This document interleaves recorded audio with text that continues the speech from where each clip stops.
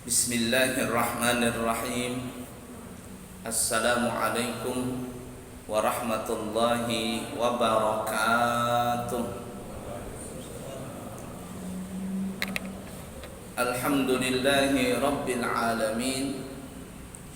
Allahumma fasalli wa sallim ala sayyidina wa nabiyyina wa maulana Muhammadin wa ala alihi wa ashabihi wa azwajihi wa dzurriyyatihi wa man tabi'ahum bi ihsanin ila yaumiddin, amma ba'du. Bapak Ibu para jemaah sekalian yang disayangi Allah dan dicintai Allah, di kesempatan subuh yang cerah ini kita akan sedikit membahas tentang masalah al-fiqhus shalah, fikih salat.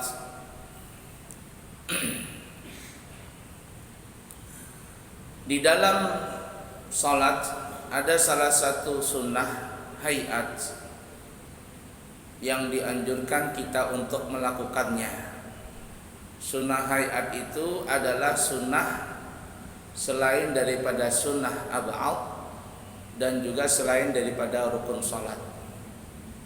Sunnah hayat ada terbagi dua, ada sunnah hayat di dalam gerakan, ada sunnah hayat di dalam ucapan atau bacaan. Sunnah hayat itu maksudnya adalah apabila seseorang itu meninggalkan sunnah-sunnah hayat di dalam salat, maka salatnya seseorang itu tetap sah. Tidak dianjurkan sujud sahwi, malahan kalau dia sujud sahwi salatnya batal. Tetapi hukum salatnya itu adalah makruh. Makruh adalah tidak berdosa, tapi Allah benci perbuatan makruh itu. Seperti yang dikatakan tadi, sunnah hayat itu ada terbagi dua. Ada sunnah hayat di dalam gerakan. Contohnya seperti umpama meletakkan tangan di dada. Dalam mazhab kita Syafi'i, tangan kiri di bawah, tangan atas, tangan kanan di atasnya. Kemudian fawqas surah wa tahtas sadar, di atas pusat, di bawah dada. Itu mazhab kita seperti itu.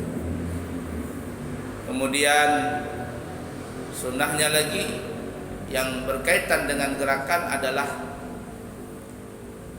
meletakkan kedua tangan di paha masing-masing. Tangan kanan di tangan paha, tangan kiri di tangan kanan di paha kanan, tangan kiri di paha kiri pada saat duduk. Baik itu duduk di antara dua sujud, atau duduk iftirash, atau duduk tawarruk. Iftirash adalah duduk di tasyahud awal contohnya, atau semua duduk itu disebut duduk iftirash sunnahnya. Dan duduk tawarruk adalah duduk, kata orang Banjar, duduk lam alif jalalah, duduk yang setelah itu tidak ada lagi perbuatan yang lain kecuali hanya salam saja. Nah, kita letakkan tangan kanan di paha kanan, kita letakkan tangan kiri di paha kiri. Itu adalah salah satu sunnah hayat. Kemudian ada juga sunnah hayat yang kedua di dalam bacaan. Nah, ini yang sering banyak dilanggar sama orang kita. Apa itu? Seperti umpama bacaan doa iftitah. Mungkin kalau salat fardu banyak yang baca, tapi kalau salat sunnah itu banyak yang melanggar itu. Allahu Akbar langsung baca Fatihah doang.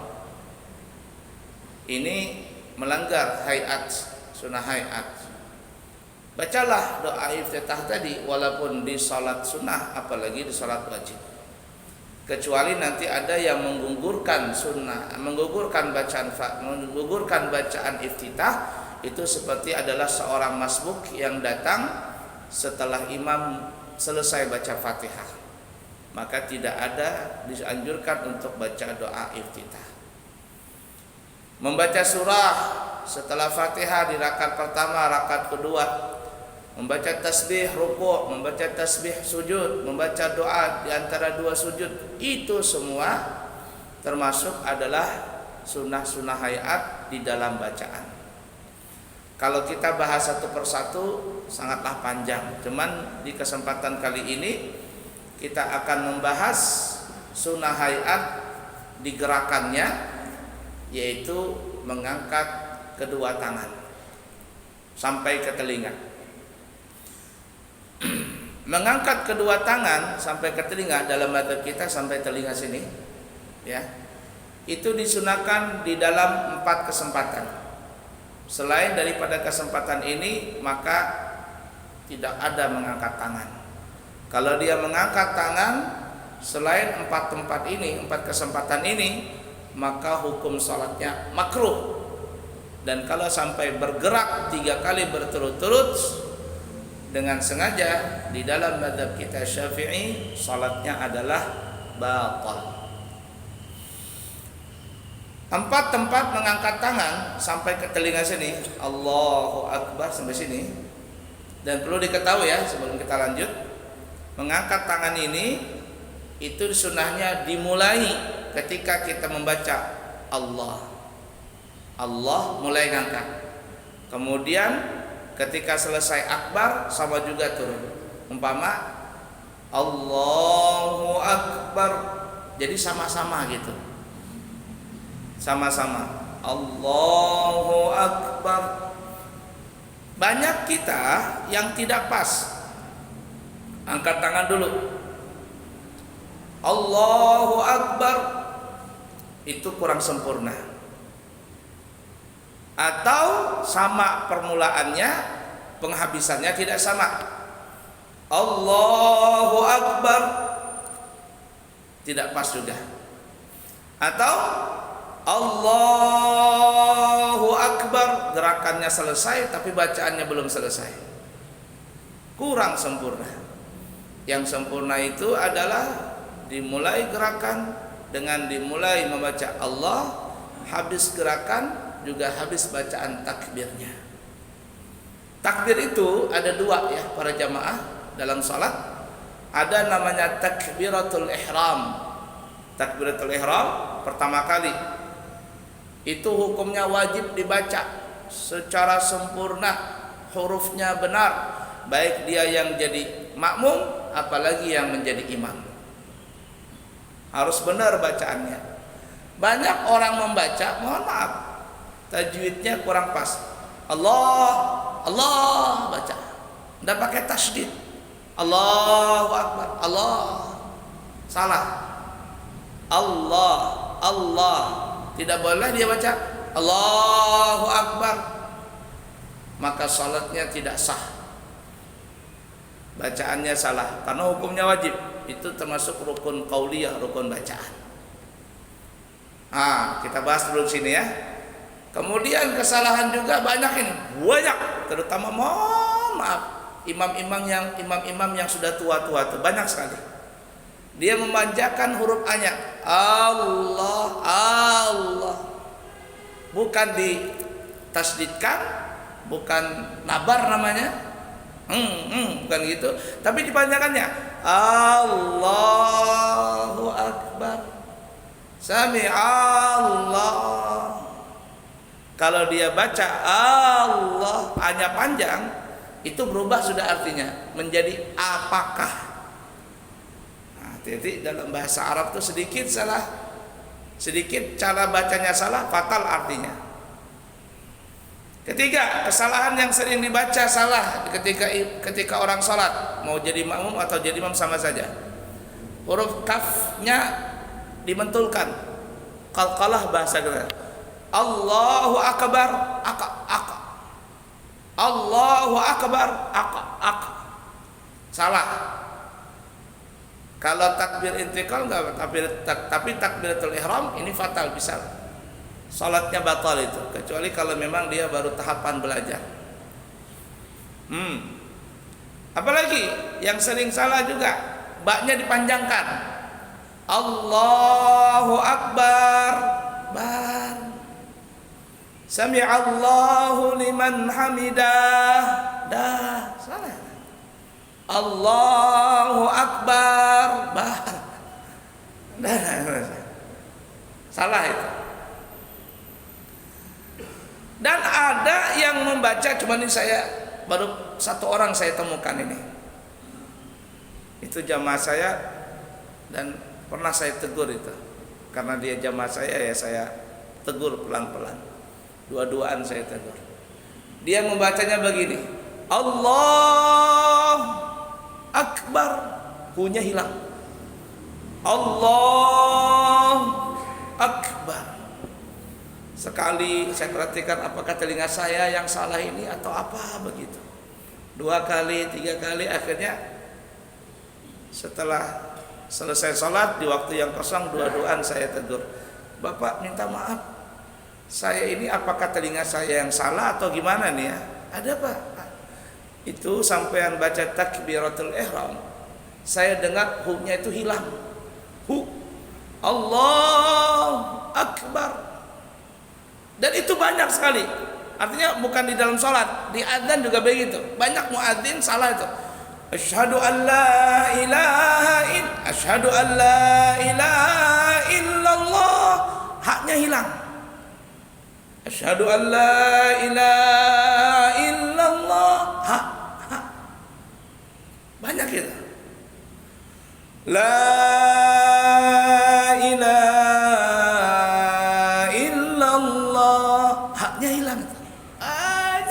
banyak itu. Di pesantren saya anak-anak yang baru belajar itu sering itu hilang. Yang baru-baru masuk sekolah, yang santri-santri baru, hak dibaca, hak itu mana haknya. Dibaca juga hanya terkadang panjang. La ilaha illallah, salah lagi. Nah itu tuh huruf tadi. Kalau di adzan oke lah, tapi di dalam sholat tidak boleh. Jadi saya tanya, kenapa itu hilang? Betul gak hilang? Iya Pak, saya hilangkan. Kenapa? Saya punya guru tasawuf di Gunung Guntur. Tidak tahu siapa gurunya itu. Belajar tasawuf itu hanya harus masuk ke sini katanya. Hilang. Waduh, kata saya ini. Ginilah, Pak, saya tidak tahu urusan mau guru sampean apa, mau dari mana. Kita ini bicara syariat, bicara fikih. Sampean jadi imam tidak boleh gitu, tapi kalau sampean jadi makmum atau salat sendiri, oke lah, itu urusan sampean. Tapi ketika jadi imam tidak boleh haknya hilang. Bisa? Bisa. Dari saat itu dia kalau jadi imam tidak lagi mau menghilangkan huruf hanya. Saya tidak nyalakan guru sampean. Sampean berkeyakinan dengan guru sampean itu silakan. Tapi ketika sampean jadi imam, ikutilah cara umum orang. Cara syariat yang kita laksanakan ini. Jangan lagi dihilang Allah Akbar, hu-nya hilang. Jadi harus masuk ke dalam sini katanya. Entah di mana dalilnya itu. Jadi itu penting ya, diperhatikan itu. Mau jadi makmum, apalagi yang jadi imam. Nah kedua tadi namanya takbir intiqal. Kalau takbir pertama takbiratul ihram hukumnya wajib. Yang kedua takbir intiqal. Termasuk sunnah hayat di dalam bacaan. Allahu Akbar, Allahu Akbar. Semuanya itu sama. Dan ingat, mulai gerakan, mulai membaca Allah, mulai gerak. Habis baca akbar, habis gerakan. Terutama yang jadi imam. Nah kita kembali tadi, mengangkat kedua tangan sampai ke telinga itu disunahkan pada 4 tempat. Yang pertama pada saat takbiratul ihram. Allahu Akbar. Tangan kiri di bawah, tangan kanan di atasnya. Ada saya pernah lihat orang kayak main silat dia salatnya. Allahu Akbar. Kanan dulu. Pernah lihat ya itu? Allah. Jadi saya tanya, kenapa kok bisa begini mainnya? Katanya kanan duluan, yang turun ini kanan duluan katanya. Ini kanan ya. Nah ini, kalau kita kan turun kiri duluan. Mestinya katanya kanan duluan turun, baru kiri. Tapi karena kiri di depan, nanti dibalik begini. Saya tidak. Allah gini, kanan dulu turun, mau dekat sampai dada, baliknya gini. Berarti sama juga bohong kata saya. Tetap saja kiri duluan turun katanya. Dibalap sama kiri lagi. Tidak tahu di mana ambilannya, dan terus terang saya belum pernah dapat di mana ambilan kitabnya itu, dan guru-guru saya belum pernah melakukan seperti itu. Modelnya macam-macam kalau orang kita ini. Dan itulah orang kita. Setiap ada yang aneh, ada yang nurutin. Di Indonesia ini kan apa saja laku. Apa saja laku. Pokoknya kalau ada yang aneh, yang cocok dengan seleranya, ada tuh pengikutnya. 1-2 pasti ada pengikutnya. Banyak tuh. Makanya paling hebat polisi Indonesia. Polisi Indonesia paling hebat. Wali ditangkap, polisi ditangkap, sama-sama polisi yang lagi ramai ini. Apalagi Nabi ditangkap, yang aku Nabi banyak. Jibril ditangkap. Tinggal Tuhan lagi belum ditangkap. Kalau ada yang ngaku jadi Tuhan, ya apa enggak? Indonesia. La ilaha illallah. Baik, itu yang pertama. Yang kedua, mengangkat tangan adalah pada saat rukuk. Walam yakun lahu kufuwan ahad. Bernapas dulu. Nanti lain kesempatan nanti ada, kita akan bahas ada 6 nafas berhenti, disunahkan berhenti di dalam sholat itu. Tanafas artinya bernapas dulu 1 nafas baru nyambung. Salah satunya nih, walam yakun lahu kufuwan ahad. Bernapas dulu. Jangan memang kayak surat tarawih. Walam yakul lahu kufuwan ahad. Allahu akbar, belum bernapas lagi. Bernapas dulu sunatnya. Allahu akbar, sama tadi. Mulai gerakan, mulai ngangkat tangan sampai habis gerakan, habis juga akbarnya. 2. Yang ketiga, ketika i'tidal, sami'allahu liman hamidah, sama juga. Ngangkat tangan dimulai ketika membaca sami'allah, kemudian hamidahnya turun sama-sama. Jangan dibiasakan tidak sama. Sami'allahu liman hamidah, jangan. Walaupun sah tapi tidak baik seperti itu. Makruh salat seperti itu. Catatan. Dan ini banyak sekali, saking banyaknya banyak sekali, terutama yang jadi imam.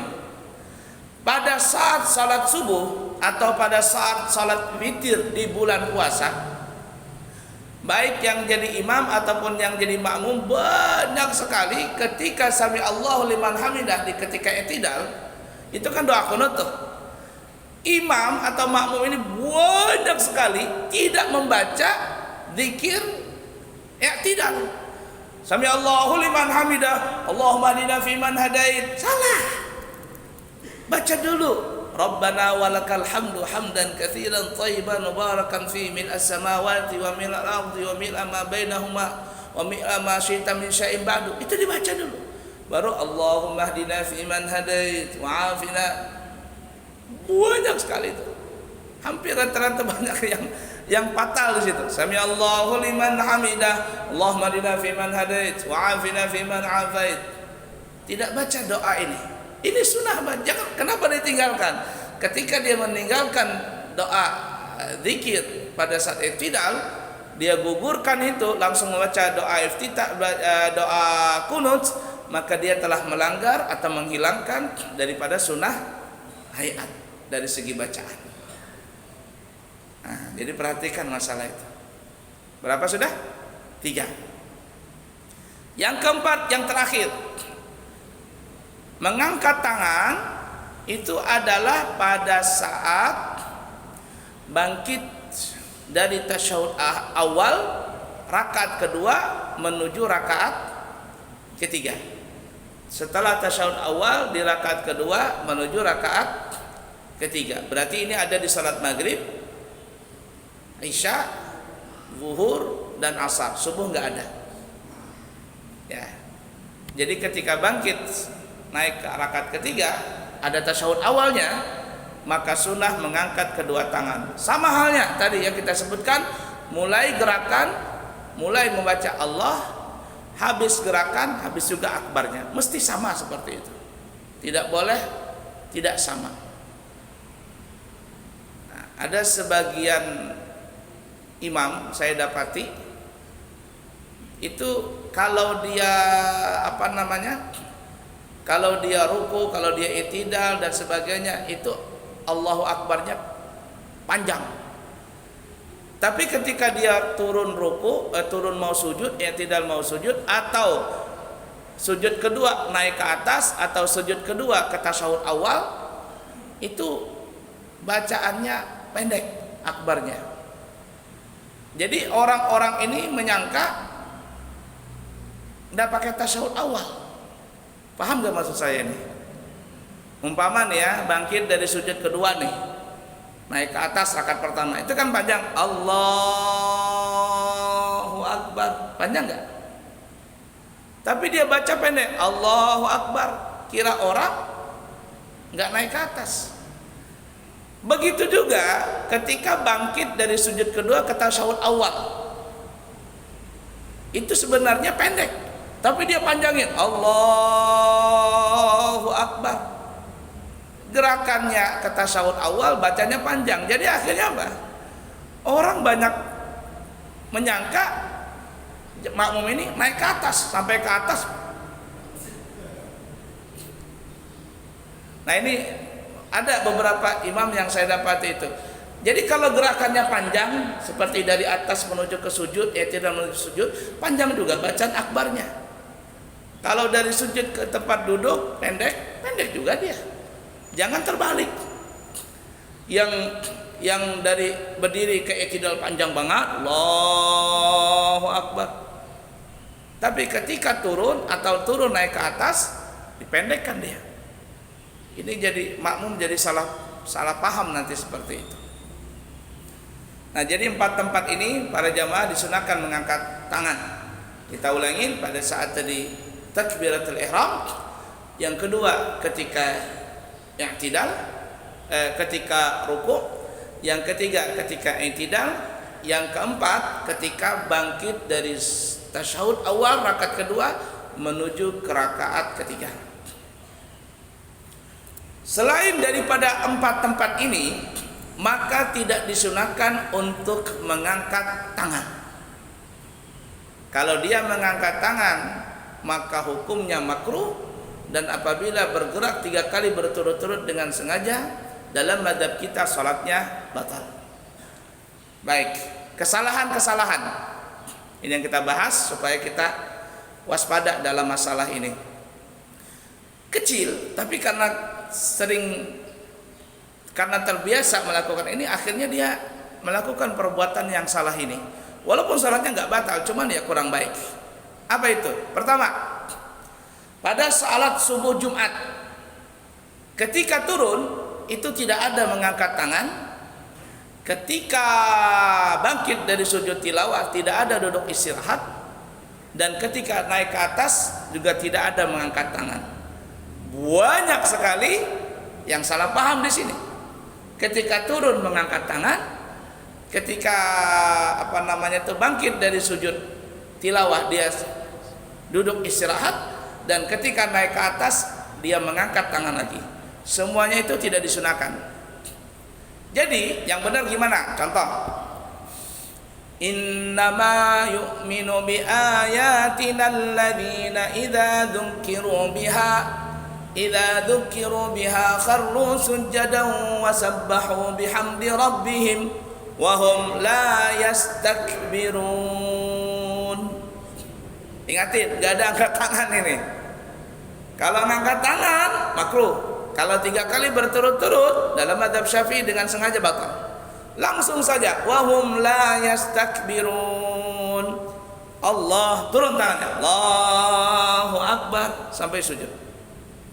Sajada wajhi alladhi khalaqahu wa sawwarahu wa syaqqa samahu wa basarahu fatabarakallahu ahsanul khaliqin. Enggak hafal subhanahu bi'ala wa bihamdi, subhanahu bi'ala wa bihamdi. Enggak hafal juga subhanallah subhanallah. Mungkin saja orang baru masuk Islam enggak hafal juga Allah Allah Allah. Enggak hafal juga, berdiam sekalian. Siapa tahu ada orang baru masuk Islam kan? Bangkit, Allah, tidak ada duduk istirahat. Tidak ada duduk, Allah, tidak ada, langsung Allah, naik ke atas. Ketika sampai ke atas gak ada angkat tangan, Allahu Akbar. Kenapa? Karena bukan di 4 kesempatan tadi. Mudah dipaham kira-kira?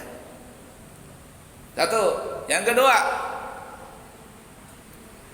tidak ada mengangkat tangan ketika rakaat 1 menuju kedua, rakaat ketiga menuju rakaat keempat. Tidak ada angkat tangan. Mudah dipaham kira-kira dulu ya? Nah, sekarang teka-teki. Orang yang masbuk. Saya masbuk 1 rakaat, umpama subuh umpama. Contohkan ke saya saja. Imam di tasyahud akhir rakaat kedua. Saya masbuk rakaat terakhir, tasyahud akhir rakaat pertama. Betul tidak? Betul ya? Imam salam, assalamualaikum warahmatullah, assalamualaikum warahmatullah. Sebelum salam imam tasyahud akhir. Saya juga ikut. Kenapa? Karena imam mengerjakan tasyahud, saya wajib mengerjakan tasyahud juga.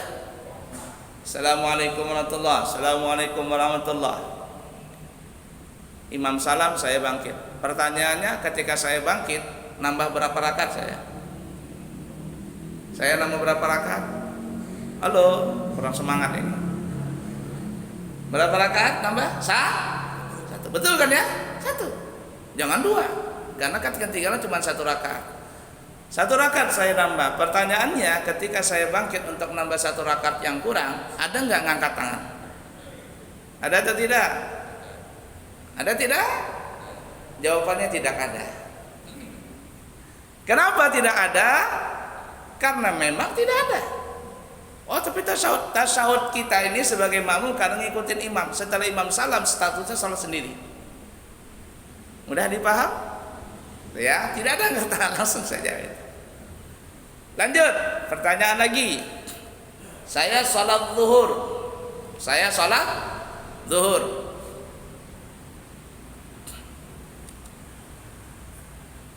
Ketinggalan berapa rakaat nih ya? Ketinggalan 3 rakaat lah. Ketika imam rakaat keempat, saya baru datang. Saya baru datang.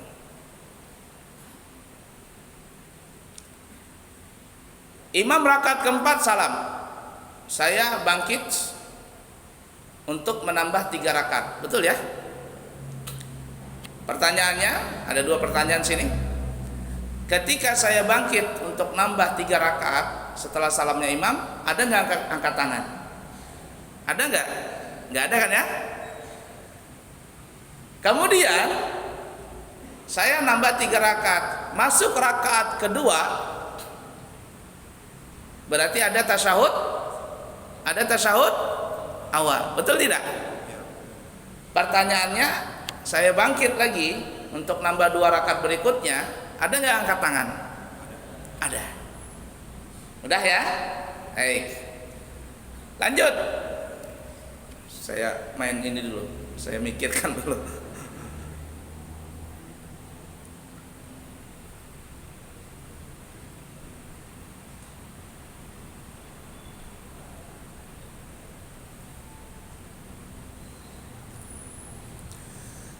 Saya salat maghrib bersama imam. Masbuk 1 rakaat. Artinya alias ketika imam rakaat kedua, saya baru datang. Setelah imam rakaat kedua, di rakaat kedua nih, saya baru datang. Allahu Akbar. Imam di rakaat kedua tasyahud awal. Imam rakaat kedua tasyahud awal. Saya rakaat berapa sekarang? Statusnya berapa? Rakaat 1. Betul kan ya? Ayo kita asah otak kita ini, yang ngantuk biar bangun nih. Saya masbuk sama imam yang salat maghrib 1 rakaat. Imam rakaat kedua, saya rakaat pertama karena masbuk. Ketika imam di tasyahud awal, imam tasyahud awal karena memang rakaat kedua. Saya wajib nggak ngikutin itu? Wajib. Cuman masalahnya imam rakaat kedua, saya rakaat pertama. Imam bangkit rakaat kedua menuju ke rakaat ketiga, angkat tangan gak imam? Angkat tangan. Pertanyaannya, saya yang masbuk, angkat tangan atau tidak? Angkat tangan atau tidak? Ayo, Bingung kan? Jawabannya angkat tangan. Kenapa angkat tangan? Karena saya ngikutin imam nih. Karena saya masih ngikutin imam. Apa yang dikerjakan imam, maka makmum ikutin kerjaannya. Tapi yang benar. Jangan imam tertawa, kita juga tertawa. Hahaha. Kenapa tuh? Imam tertawa aja ya. Nah, di sini kita ngikutin imam. Imam rakaat ketiga, imam salam. Assalamualaikum, assalamualaikum. Saya berapa? Berarti statusnya rakaat berapa? Kedua. Betul tidak? Ketika imam salam, saya bangkit menuju rakaat ketiga. Ada nggak angkat tangan? Ada. Udah dipaham dulu nih? Nah, itu tuh, begitu tuh. Nanti kalau ada pertanyaan kita sambung lagi ya. Baik, itu angkat tangan dulu ya. Kemudian kita sedikit nambahkan lagi masalah baru, tapi masih ada sangkut pautnya dalam sholat. Tapi sholat ini jarang dikerjakan, alias tidak wajib 5 waktu. Tapi kita ada mengangkat tangan itu. Di mana? Satu, pada saat sholat jenazah. Itu sunnah angkat tangan. Allahu Akbar. Dan langsung saja dari sini Allahu Akbar, Allahu Akbar. Tidak perlu turun-turun dulu, langsung saja. Itu sunnah angkat tangan. Yang kedua, sunnah angkat tangan lagi yaitu pada salat hari raya Idul Fitri atau Idul Adha. Sunat juga mengangkat Allahu Akbar, subhanallah, alhamdulillah, wa la ilaha illallah, Allahu Akbar. Sunat juga mengangkat tangan. Kemudian selanjutnya juga sunnah mengangkat tangan pada saat salat gerhana. Salat gerhana matahari atau gerhana bulan. Pernah mengerjakan di sini? Benar ya? Satu rakaat itu ada 2 kali ruku, ada 2 kali berdiri, ada 2 kali sujud. Berdiri pertama, ghairil maghdubi 'alaihim waladdallin. Amin. Bismillahirrahmanirrahim. Inna a'tainakal kautsar fasalli li rabbika wanhar inna syani'aka huwal abtar. Allahu Akbar, Allahu Akbar. Ruku pertama, angkat tangan. Kemudian i'tidal, sami Allahu liman hamidah. Tapi bangunnya bacaannya sami Allahu liman hamidah, tapi tidak i'tidal. Itu juga sunnah angkat tangan, sami Allahu liman hamidah, tapi kembali lagi berdiri. Bismillahirrahmanirrahim. Alhamdulillahi rabbil alamin sampai waladdallin. Baca surah lagi. Qul huwallahu ahad, Allahu samad, lam yalid wa lam yulad wa lam yakul lahu kufuwan ahad. Ruku yang kedua, angkat tangan lagi. Allahu Akbar. Kemudian sami'allahu liman hamidah, i'tidal. Baru taruh di samping. Mudah dipaham kira-kira? Nah. Sedikit ini yang saya tambahkan untuk menjawab orang yang menaruh kedua tangan di dada setelah i'tidal, pada saat i'tidal. Kan ada begini nih. Sami'allahu liman hamidah, dia taruh begini lagi. Pernah lihat gak? Sebenarnya sih kalau dia niat i'tidal itu tidak batal salatnya. Tapi kalau dia niat bukan i'tidal, salatnya batal. Kenapa kok kita i'tidal, tangan kita taruh di samping kanan dan kiri? Kanan kanan kanan, kan kiri kiri. Tidak di sini. Jawabannya itulah perbedaan. Supaya membedakan maksudnya antara i'tidal dengan al-qiyam. Kalau al-qiyam, al-qiyamul 'alal qadir, berdiri tegak bagi yang mampu. Itu tangannya di sini. Tapi kalau i'tidal, tangannya kanan kiri. Oleh karena itu dianjurkan tangan tadi jangan taruh di sini, tapi taruh di samping. Kenapa? Karena kalau di sini nanti khawatirnya jadi kayak sholat gerhana. Paham nggak? Nanti kalau ditanya kenapa tidak di sini, supaya membedakan yang mana al-qiyam berdiri tegak, yang mana i'tidal. Kalau i'tidal taruh di samping, kalau al-qiyam taruh di sini. Nah tadi kembali kalau orang yang salat begini, sami Allahu liman hamidah, dia taruh di sini. Kalau niatnya i'tidal, salatnya tidak batal. Tapi kalau niatnya untuk berdiri kembali, niatnya ingin berdiri, maka sholatnya batal. Kenapa? Karena dia akan menjadikan sholat itu seperti tata cara sholat gerhana. Mudah dipaham kira-kira? Ayo, cukup dulu ya, jam 6:04. Kalau ada pertanyaan Pak? Biasanya ada. Monggo. Kalau ada pertanyaan sampai nunggu isyraq 5 atau 10 menit. Nggih, siap, Pak Haji. Waalaikumsalam warahmatullahi wabarakatuh.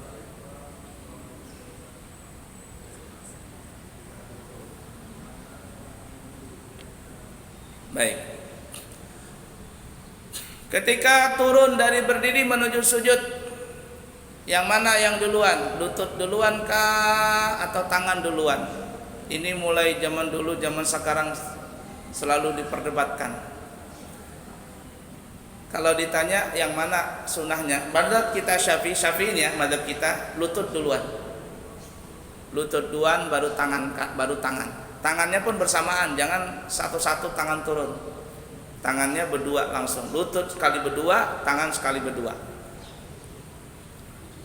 Kalau mau lutut duluan baru tangan juga sholatnya nggak batal, sholatnya sah, karena memang ada 2 riwayat seperti itu. Ya, tidak usah terlalu diperdebatkan masalah itu, dua-duanya benar. Jadi yang mau tangan duluan, mau lutut duluan, baru tangan silakan, asalkan bersamaan, lututnya taruh bersamaan, tangannya taruh bersamaan. Kalau mau tangan duluan juga nggak batal sholatnya, asalkan tangannya duluan bersamaan dan lututnya bersamaan, dan itu tidak ada gaya kodok. Yang repotnya ada orang tangan duluan lalu lutut baru tangan lagi baru kepala, jadi modelnya gaya kodok. Yang bisa contohkan kan? Mohon maaf lah kalau orang contohkan nanti berdiri. Coba sini. Yang kalau mau tangan duluan langsung saja permanen. Ini yang kita anggap pendapat kedua tapi benar. Tangan langsung 2. Nah gitu. Nah jangan begitu, itu kodok namanya. Kodok ini ya, yang jangan kodok. Ini ya, kalau yang kepingin mengambil pendapat yang tangan duluan, jangan loncat tangannya, langsung permanen, tangan ditaruh di sini. Coba pian, mohon maaf lah belum nyuruh pian. Langsung turun, permanen di situ, tangannya langsung di loncat lagi nanti. Nah, ini tidak apa-apa.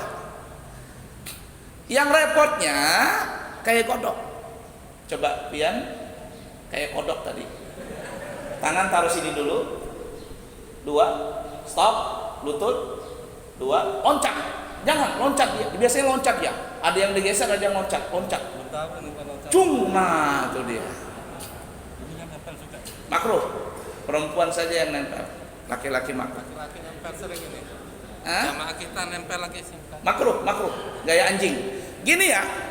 Kata apapun cara sholat, apapun sholat kita yang bentuknya kayak binatang itu makruh. Yang model anjing makruh, yang gaya kodok tadi itu makruh, yang gaya ayam mematok makanan, nang kayak itu taraweh 20 rakaat 7 menit, bukan lagi kultum. Kalau kultum kan kuliah 7 menit, ini sultum, sholat taraweh 7 menit, itu makruh.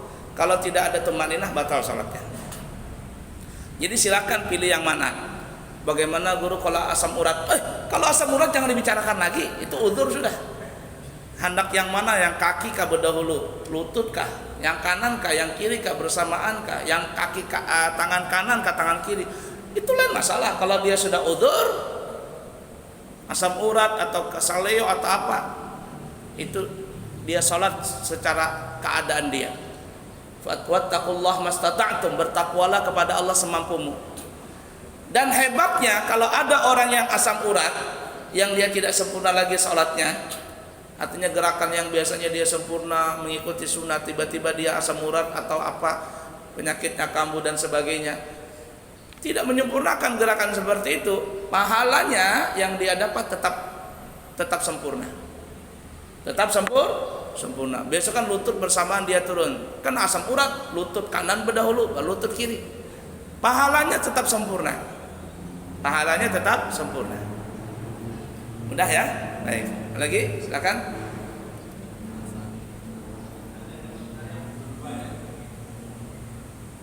Baik. Baik. Meletakkan tangan ketika ruku di lutut itu hukumnya sunnah. Kalau melebihkan tangan sampai ke bawah lutut, maka hukumnya makruh dengan catatan pinggulnya tidak turun. Pinggulnya ini, mohon maaf kalau saya bisa katakan dengan bahasa lain, bokongnya ini tidak turun dari standar pinggul. Kalau seandainya pinggulnya turun, walaupun tangannya di lutut, batal salatnya. Biar lagi mencontohkan. Contoh yang makruh ya, biar ruku saja ruku, mohon maaf, tapi tangannya turun begini. Ini makruh. Kalau seandainya, lututnya di sini, tangannya di sini, tapi lutut ininya pinggulnya turun lagi, nah begini. Ini batal. Kenapa? Standarnya di sini. Apalagi kayak pemain sepak bola ketika dipoto. Gimana pemain sepak bola ketika dipoto? Nggak tahu. Nah, gitu kayak tadi badannya angkat ke depan. Oh gini kayak orang lagi dipoto sepak bola. Kan gitu pemain sepak bola kalau dipoto tuh. Lagi foto bareng. Ininya ke depan nih. Batal ini. Asam urat lagi masalahnya. Kalau asam urat jangan ditanya. Jadi standarnya sini ya. Kalau ini terturun, batal salatnya karena melewati batas ruku tadi. Mudah dipaham? Ada lagi?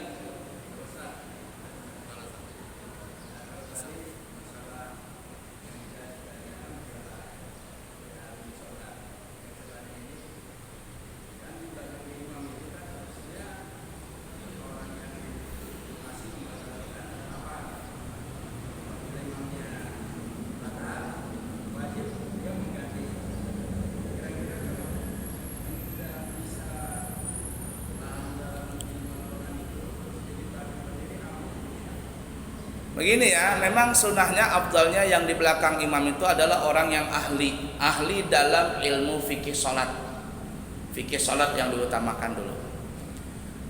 Nah kalau seandainya yang di belakang imam ini nggak bisa, umpama ada tamu nih ya, wali kota atau siapa datang berkunjung ke tempat kita, gubernur kah atau siapakah, presiden kah, pasti kita hormatin, duduknya di tengah belakang imam nih.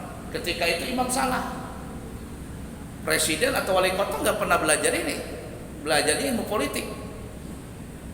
Bagaimana ini? Sampingnya yang ganti, sampingnya. Jadi nggak mesti wajib yang di belakang imam ini. Artinya memang mestinya yang di belakang imam. Tapi kalau yang di belakang imam nggak bisa, boleh di kanan, boleh di kirinya. Gitu ya. Cari yang lain. Kalau nggak bisa semua, bubar aja sekalian. Ya. Nggak mungkin lah, pasti ada yang bisa itu. Ya, itu. Kalau imam bacanya surah panjang, di belakang ini nggak ada yang hafal, nggak ada bisa yang nyambung. Ya sudah, imam ini nggak usah memaksakan diri untuk menyambung ayat itu. Langsung saja Allahu Akbar, rukuk, selesai. Ya. Ada imam tuh bolak-balik, makmum di belakang maknya nggak sujud-sujud, mana bacanya nggak enak, suaranya kayak dihimpit batang paha, jadi orang Banjar ya. Aduh, langsung saja rukuk, nggak ada masalah. Terakhir satu orang, ada lagi tadi, ya Pian.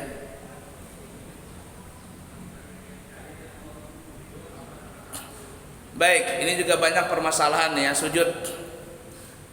Wajib dalam mazhab Imam Syafi'i 7 anggota yang diletakkan ke lantai ketika sujud. Pertama dahi. Dahi ini tidak boleh tertutup sama sekali. Kalau seandainya dahi ini tidak ada kena lantai sedikit pun, salatnya tidak sah. Satu. Yang kedua telapak tangan kanan, telapak tangan kiri. Ini sunnahnya terbuka. Kalau dia tertutup, tidak apa-apa. 3, 1, 2, 3. Kemudian yang keempat dan yang kelima, lutut kanan, lutut kiri. Keenam dan ketujuh, jari kaki kanan dan jari kaki kiri. Itu wajib. Sedangkan hidung, mazhab kita hukumnya sunnah. Nabi meletakkan hidung di sujud. Oh iya, Nabi mancung. Kalau kita ini hidungnya minimalis. Apalagi kacamata besar itu. Kalau kacamata besar hidungnya minimalis, nggak ketemu itu hidung. Nah, jadi hidung tidaklah wajib kecuali orang salafi. Kalau salafi mengatakan hidung wajib katanya. Kalau kita sunnah saja hidung. Permasalahan yang perlu diperhatikan. Satu, banyak sekali orang sujud dahinya tidak terbuka. Ini tertutup rapat. Terutama perempuan taruh mukena terlalu sampai ke bawah, sedikit pun tidak ada kena kulit dahi ke lantai, itu tidak sah salatnya. Yang kedua, permasalahan laki-laki, terutama laki-laki ketika sujud, ketika dia salat dia pakai baju kaos atau pakai baju apa saja, dia pakai celana tapi dia taruh celana itu di bawah pusat. Ini ikat simpulnya di bawah pusat. Ketika dia salat, sini kelihatan nih. Nih, di belakang sini. Belahan apa itu? Kelihatan. Ini pusat ini bukan di sini saja, sampai selata sampai ke belakang sini. Nah, itu banyak itu. Atau umpama pakai baju panjang juga. Pakai celana memang dia agak di bawah pusat. Memang di belakang sini tidak kelihatan. Cuman pakai baju yang mohon maaf nih kayak Pak Haji nih, yang bekancing nih. Kemudian di dalamnya tidak pakai baju kaos, mereka tidak pakai baju kaos padi, pakai kaos oblong. Ada yang nggak pakai kaos oblong, kosong melompong nih. Ketika dia ruku atau sujud, nih di belakang aman, di depan aman, tapi ini longgar nih. Antara kancing dengan kancing longgar, kelihatan dia punya pusat di bawah pusat. Salatnya tidak sah. Itu sering terjadi. Kalau perempuan yang sering salah salatnya, pinggulnya ini ketika sujud dia angkat tinggi. Padahal jangan. Kalau perempuan sujud itu rendah, dia punya pinggulnya rendah. Jangan sujud kayak model laki-laki. Kalau dia sujud kayak model laki-laki, yang sering terjadi, dia punya mukena ini, mungkin ada yang pendek, lalu kelihatan telapak kakinya dia. Kelihatan dia punya jempol kaki atau jari-jari kaki, salatnya tidak sah. Udah dipaham kira-kira? Baik, selanjutnya.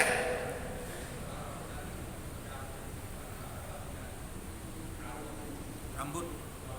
Yang penting ada ada nempel sedikit dahi ini. Walaupun ada rambut nggak apa-apa, sebagian kena kena rambut, sebagian kena dahinya langsung ke lantai, tetap sah. Yang afdolnya itu adalah diangkat semuanya supaya kena dahinya. Makanya mohon maaf. Saya agak bingung juga mulai dulu sampai sekarang kalau ada orang punya dahi cuman hitam 2 biji di sini. Mau hitam itu, kalau mau hitam semuanya kena. Tapi kalau cuma 2 biji berarti gimana ya? Bingung tuh, sampai sekarang saya bingung tuh. Ada satu Habib ulama besar di daerah Jawa tuh, cirinya hitam. Tapi penuh semuanya. Bukan 2 biji, tapi penuh semuanya.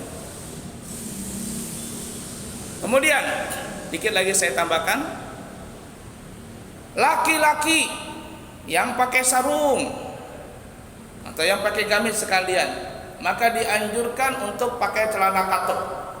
Celana katuk sampai di bawah lutut. Jangan celana pendek, apalagi kalau berselawar. Ini sering terjadi. Yang pakai sarung atau yang pakai gamis tapi celana pendek, ketika dia sujud, nih, dia angkat pinggulnya, mohon maaf saya angkat. Di sini kelihatan nih. Dari belakang tuh kelihatan. Sininya nih, paha nih. Maka salatnya tidak sah. Perhatikan itu. Nah, coba panggil pakai sarung angkat. Semua kata ya.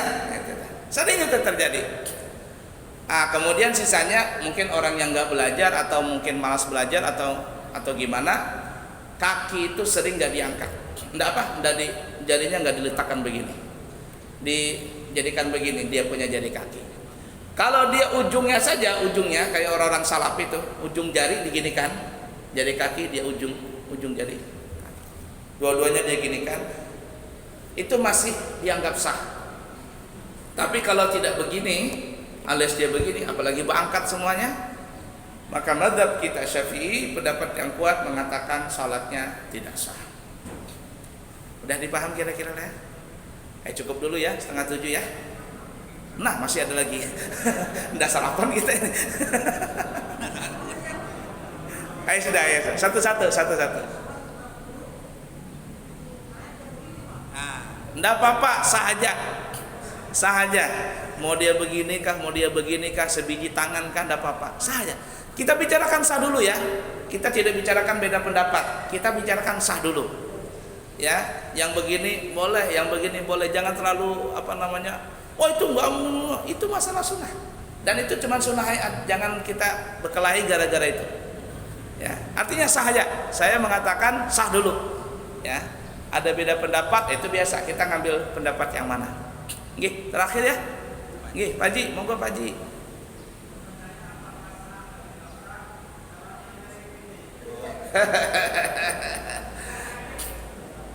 Sehat. Baik. Patokan orang sholat berdiri adalah di dada. Di dada nih ya. Jadi kalau seandainya dadanya masih tetap menghadap ke arah kiblat, masih sah. Walaupun dia cuma satu kaki memberi. Itu disebutkan dalam kitab-kitab fikih. Ya, berdiri dengan satu kaki. Padahal sehat. Atau mentang-mentang dia sholatnya itu di tiang situ lah. Kan kalau hari Jumat kan paling laku tiang itu. Bersender dia. Bersender. Itu asalkan dadanya masih menghadap kiblat, masih dikatakan sah, cuman makruh. Nah, ini masalah dada terakhir yang saya tambahkan, ini nggak selesai ini ya. Ini perhatikan nih, terutama semuanya ya, mau jadi imam jadi makmum. Sunnahnya salam itu sunnahnya. Ketika kita sudah sampai alaikum, baru kita gerakan kepala. Assalamualaikum. Nah, assalamualaikum warahmatullah. Itu sunnahnya begitu. Assalamualaikum warahmatullah. Tapi kalau ada orang mengucapkan assalamualaikum, ketika dia mulai assalam, dia mulai bergerak, kalau kepalanya saja nggak apa-apa. Tapi terkadang mengikuti dia punya dada. Assalamualaikum. Nah, kiblatnya ke sana. Assalamualaikum. Ke sana larinya. Pada saat itu salatnya batal. Dada tidak boleh bergerak. Nah, kecuali kalau sudah sampai, kecuali alaikum. Assalamualaikum warahmatullah, dadanya ikut, salatnya sah. Kenapa? Karena akhir salat itu di kalimat alaikum. Salam pertama, assalamualaikum, di situ tuh akhir salat yang wajibnya. Nah, itu perhatikan tuh, banyak begitu. Begitu juga kalau ada orang kentut, assalamualaikum warahmatullah, batal nggak salatnya? Nggak sah. Tapi ketika assalamu batal sudah, salatnya batal, wudunya batal. Cukup ya, 6:30 sudah. Nanti insyaallah ketemu di kesempatan yang lain. Subhanakallahumma wa bihamdika asyhadu an la ilaha illa anta astaghfiruka wa atubu ilaik. Wa akhiru kalam, wassalamu alaikum warahmatullahi wabarakatuh.